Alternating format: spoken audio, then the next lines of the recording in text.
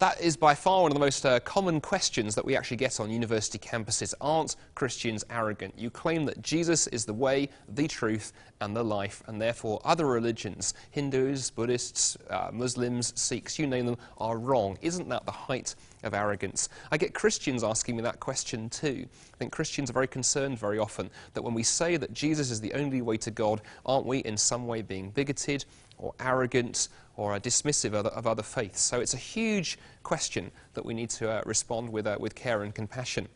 I think the first thing I'd want to say is this one, that simply because we believe all people are equal, as we do here in Canada, we're a pluralistic country, we're built on that idea that all people, all men and women are equal. That is not to say that all ideas are equal.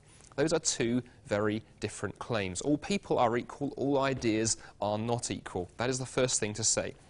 A second thing I think I'd want to say in addressing this question is that truth, by its very nature, is exclusive. 2 plus 2 is 4. 2 plus 2 is not 5, 7, 9, or 37. Truth, by its very nature, is exclusive. So the question is not, are Christians arrogant, so much as, are the claims of Christianity true?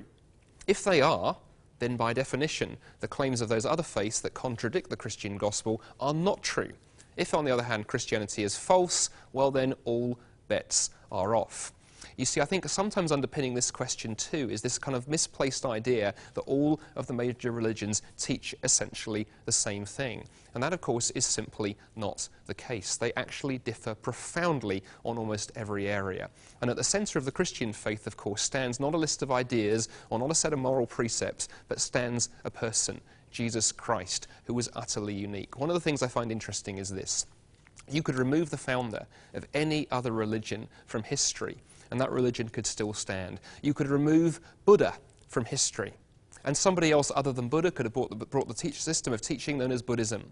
You could remove Muhammad from history, and somebody else could have brought the Quran. Islam is very clear on this. Muhammad was just a man. You could remove them from history, and those religions could still stand. Take Christianity out of history, on the other hand. Take Christ out of history, on the other hand. Remove Christ from history, and Christianity falls. Because Christianity is not a set of teachings brought by Christ. Christianity is Christ. Remove Christ from Christian, and all you are left with is Ian, and Ian cannot help you.